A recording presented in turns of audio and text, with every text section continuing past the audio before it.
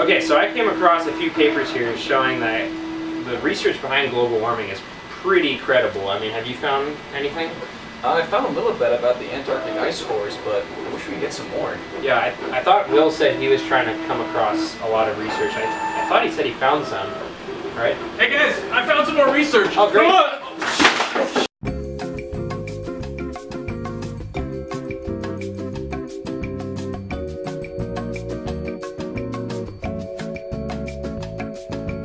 Hey everybody, welcome to our quick video about our research paper on how to make California's cities more sustainably sustainable power. I'm Will Annis, I'm an environmental engineer. My name is Andrew Nett, and I am also an environmental engineer. My name is Marcus Gerstmann, and I'm a chemical engineer. We all go to UCI, University of California, Irvine, and we took a class in Earth System Science focused around sustainable systems, and we did a little research paper, and we wanted to share the results with you all. We all chose to do this research project because we all want to figure out how to combat global warming. Global warming is driven mostly by CO2 emissions. And per the Paris Climate Agreement, the United States has agreed to reduce its CO2 emissions by 28%. Now, most of the population in the United States lives in urban centers, which is why we chose to analyze California's 5 most populated cities to see if we can move them away from burning coal and natural gas and towards using more renewable sources of energy like wind and solar. Yeah, we're all really focused on energy generation. We're all very interested in that, renewable energy generation and sources of energy generation that just don't harm the environment in great majorities, such as coal and other CO2 emitting sources. So our paper was really to focus on the feasibility of if we were to cut all bad sources of energy, and I say bad as in contributing greatly to global warming, what would it take, and what is the costs and spatial implications of really changing the whole infrastructure of our power network? So the primary data point we used for our analysis would be energy densities. Energy densities are defined as watts per meter squared, thus how much energy per square meter any given energy source can generate. So for example, coal is a very energy efficient, high energy density power source, whereas wind is a much lower density power source and it needs much more land to produce less energy. So we wanted to see what the trade-offs would be as far as land for these 5 most populated cities, and also figure out how much land all the cities use right now as far as energy generation. So just to give you an idea, some current energy densities of sources we use, for example, coal is around 1,000 watts per meter squared. So basically saying for every meter squared of land devoted to coal power generation, including the coal mine, it can generate 1,000 watts.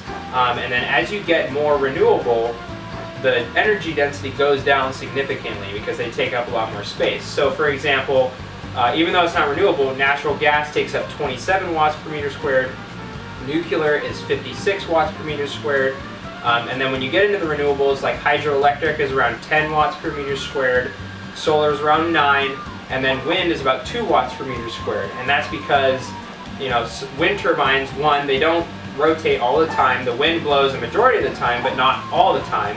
And wind turbines need to be spaced quite a far distance away from each other so there's no collisions between the blades. So it just shows that energy densities, when you look at energy densities, renewable sources are very good for the environment in that they don't emit carbon emissions, or they don't have carbon emissions, but they take up a lot of space. So the most efficient way to reduce carbon emissions in any one state would be to look at the urban centers. Cities have the most people, the most population dense areas are in cities, so these are the best places to look as far as how we want to reduce the carbon emissions from energy generation.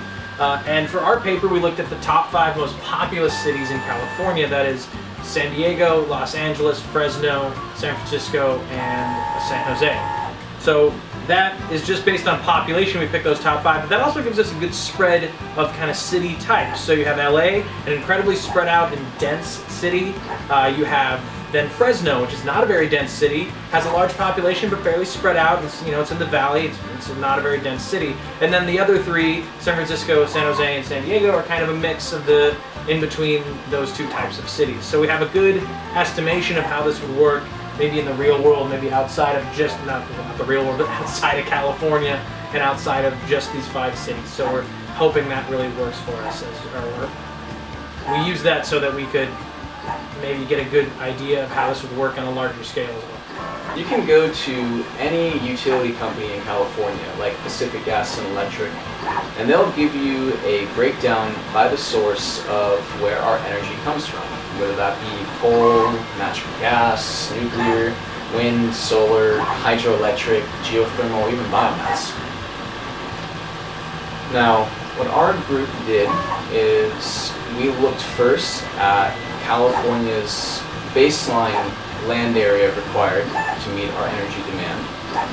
And then we altered the breakdown in 4 different scenarios by allocating more energy production to certain sources more so than others to see what the effect would have on land area required. So the baseline that we found with California's current composition is 1,000 square kilometers required to power California. Now in our first scenario, we removed all renewables and only used the most energy dense sources, which are coal, natural gas, and nuclear. And as expected, we saw a huge decrease in the land area required from 1,000 currently to only 275. Now, there are other cases we removed these energy dense sources and only used renewables. So case 2, using California's current renewable energy breakdown, we allocated it to wind, solar, hydroelectric, geothermal, and biomass, and found that the land area required is only 4,386 square kilometers. Now that's a huge increase, but that's also because biomass is a very, very inefficient source of energy. So energy density is incredibly low. So case 3, we removed biomass using only wind, solar, hydroelectric, and geothermal, and saw that decrease to 3,000 square kilometers. However, our most ambitious scenario by far was allocating all of California's power to wind and solar power, 50-50 each. And the land area required from that is 20,546 square kilometers, almost 5% of California's total land area. Okay, so one of the big things that we wanted to do in this paper was be able to display this data and make it a visual representation rather than just looking at a bunch of numbers, because like myself, I'm a very visual learner, so I can learn a lot from seeing graphs and data that's been visualized in different charts. And so that was one thing that we wanted to do, and the data that Marcus just discussed, we wanted to take and put it in a bar chart and on a map of California and things like that. So the figure that is on the screen now is a bar chart that shows the breakdown of the 5 different cases, being the baseline and then case 1 through 4, of the land area required for each case. And then you can see on the x-axis that it's the square kilometers required, and then on the y-axis is the specific designation for each city, being the San Diego, San Jose, LA, Fresno, and San Francisco. And you can see that the source with the most land area required is the case where solar and wind are only used. In fact, the case for Los Angeles, it had to be cut off because it extended all the way out to almost 12,000 kilometers squared just for Los Angeles alone. And then you can see the other colors represent exactly how much land area is required for the different breakdown of renewables. And the smallest bar on the chart is the case for only very energy dense sources like coal, nuclear, and natural gas. So while it looks good to be only requiring small amounts of land area, it does have greater implications in terms of global warming. So this just kind of helps but on a scale of how much land area is required in a visual sense. And it looks scary, but as we will discuss in a few minutes, you will see that it is very feasible. So what I've done is taken Andrew's bar chart, the areas per city required by each scenario, baseline, and then scenarios 1 through 4, and I've plotted those to scale over each of the cities on a map of California. You'll see it on the screen right now. This map shows you just how much land it actually takes over each city for each scenario. You'll see the baseline and the case where we use only the most highest energy density sources such as coal, liquid natural gas, and nuclear. Those take up the least amount of space. They're the smallest dots on that map. And you can see it goes all the way out to our most ambitious case, where it's 50% solar, 50% wind for all these cities, and that takes up a lot of land. In fact, LA expands all the way through, extending into counties outside of LA County and into the ocean even, as well as San Diego's.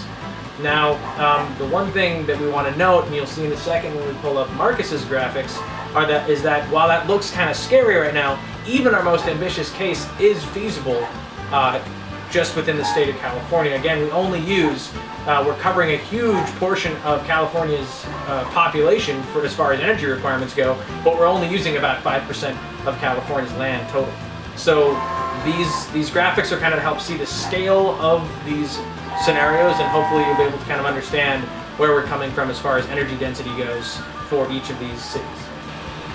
So while Will's figure might look a little bit scary, in reality it's actually very feasible to find the land area required, even for case 4, 50% wind, 50% solar. So the figure on your screen right now is a map showing exactly where we would put the land area required for wind turbines and solar panels. Now, the first thing to note is that a huge chunk of solar power's land area could be met just by installing on rooftops. Now, there have been studies done on many cities that show the land area occupied by just rooftops is anywhere from 50 to 80% of the city's land area. So that's pretty significant. And of that, about 1 in 4 buildings is suitable for solar panel installation. The rest have air conditioning units or other machinery that makes it not fit. But even if you only install solar panels on 1 in 4 buildings in the cities, you can account for a lot of the land area required. So for example, looking at San Diego, even for case 4, you've already met all of the solar land area required for San Diego. And Fresno, we'd only need to outsource about 10 square kilometers of solar panels. San Francisco, about 20 square kilometers. San Jose, 45. And Los Angeles, about 254 square kilometers. So, especially for San Diego and Fresno, you can meet almost all of the 50% solar demand that is installing on rooftops. And the rest has to be outsourced, which we've marked on the map. The map shows where the land area could be outsourced to, so you see that Los Angeles gets outsourced to the Mojave Desert and the rest to their respective areas. Now, wind power is a little bit different. The problem being that you really can't install wind turbines in cities. Now, there have been some people who've tried to make small-scale wind turbines for rooftops, but they're incredibly inefficient and just not really feasible for the kind of scale we're talking about. So you would have to outsource the land area for wind turbines to outside of the cities. And it's further complicated by the fact that there are only certain parts of California that are fit for wind turbines. It needs to have fast enough, or the wind needs to be blowing fast enough at the height of the turbine in order to produce sufficient energy. There are only a few places in California that have winds blowing at that speed. So first, I had to look at a heat map of California, which showed me the wind speed at 80 meters high, which is the height of most wind turbines. And based on that, had to distribute the land area for the wind turbines for each city. Now, for San Diego, there's a very long, narrow strip of land to the east in East San Diego County, where you could install enough wind turbines to meet San Diego's power requirement. The same goes for San Francisco by expanding the Ultimate Pass wind farm, which already is the largest wind farm in the world. But expanding it further, you can meet the wind requirement for San Francisco. And the rest follows for the other cities. So in sum, I think, as scary as it looks on Will's map, it kind of gives you the raw data, but it's really exciting to me to see that the 5 most populated cities in California can be solely powered off of wind power and solar power. And granted, that's probably not how it will ever be, just those 2 renewable sources. There are other renewable sources that give potential, but just to show that the most ambitious case is indeed feasible. I mean, the 5 cities that we discussed and that we included take up what, 14%? No, 20%. Oh, 20% of California's total population, and the land area required is only 5%. So that's a pretty good comparison, and especially the fact that, like Marcus said, that a lot of land area for solar is available on rooftops of homes and buildings. So that's just, it's really exciting to see that, and it gives great hope for people in our field to, that it's going to be an expanding field. And I think the one key takeaway from my perspective on our paper and our research was that if you restrict yourself to just renewable and solar, yes, you can do it, and it's totally feasible. But even when we went back to that other case where we talk about all renewables, including, excluding biomass, but including geothermal, hydroelectric, things like that, it's even less land. It's a lot less land, and so that's even more feasible. So doing this fantastic mix of different renewable energies and different transitionary energy types, I think we can really achieve what SB 350, the State Bill 350 talks about, which is having 50% of California's energy generation be renewable energy in about 10 years or so. Yeah. So I think it's very feasible to get ourselves to 50%. I think it's even more feasible to get ourselves to 100%. I think we can definitely, we definitely have the ability to do it. We have the land, and even with current technology, Marcus, we talked about this a lot when we were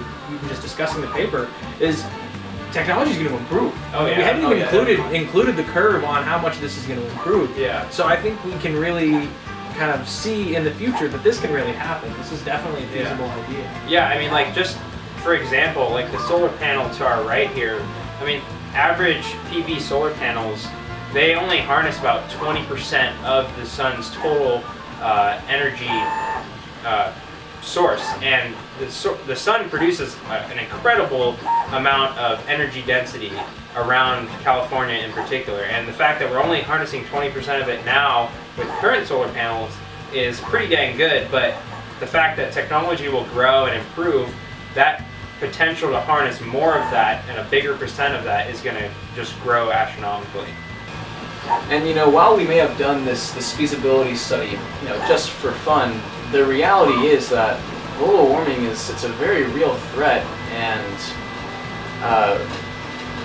everywhere, not just California, is going to have to start moving towards renewables in the future. The supply of fossil fuels, coal, natural gas, petroleum, they're limited. We are eventually going to run out, so for better or for worse, we are going to have to move, all our population centers towards renewable energy. And this is why I really enjoyed doing this project, because we got such a huge diversity of cities, like you mentioned earlier, that I really think that this could apply to, or could at least be used as a baseline for other cities to follow. Another thing is, the reason why I wanted to pursue environmental engineering is just because we're on the cusp of really this, technological leap, and we're in this kind of phase right now where natural gas is kind of delaying things, but in the future we're going to really be moving towards harnessing new technologies. So that's a big field that I would love to be a part of, is finding new ways to generate energy, like deep sea ocean turbines, or tidal generators, or things like that is a huge possibility, and a greater implication in the fact that we have all these current sources that provide such and such amounts of energy, but we could very well have many sources that we just haven't uncovered yet. Yeah, I think another big thing that we want to take away from this paper is that California enacted State Bill 350 a little while ago, and that's going to require us to achieve 50% renewable energy generation for the whole state of California within the next 10 years, and it's fantastic, but this needs to be aggressive, and as Marcus and I were talking about, this needs to be within the next 50 years, the whole world basically has to do this. British Petroleum just put out their surveys, their paper about how there's about 50 years left of petroleum reserves, and I mean that's not a lot of time for infrastructure to develop. Nope. We need to right now. I mean, even if you don't believe in global warming, even if you don't believe in all the things that are basically scientific fact at this point, you know, essentially, like even if you don't believe that, you got to know that the oil is going to run out.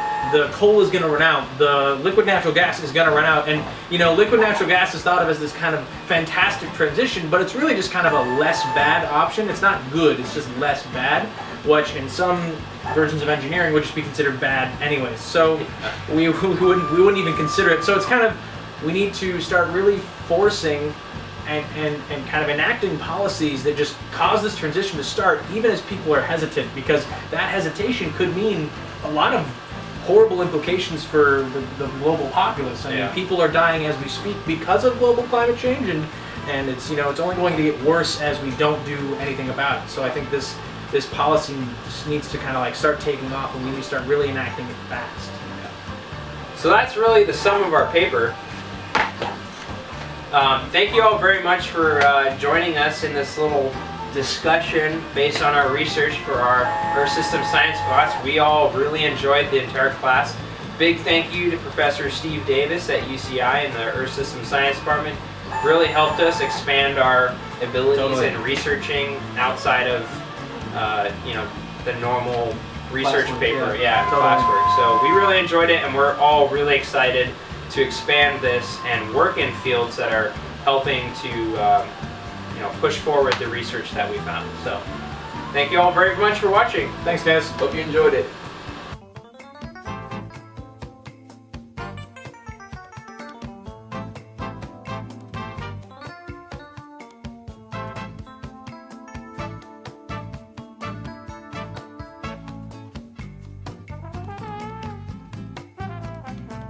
Hey guys, I gotta look.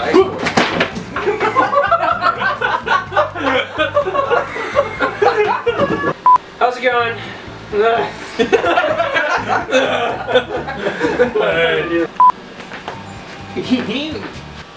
Thanks, Marcus. Thanks! Thanks, Marcus! So that is really the sum of our paper. Thanks for watching. Appreciate it. Thumbs up, like, and subscribe. Shut up!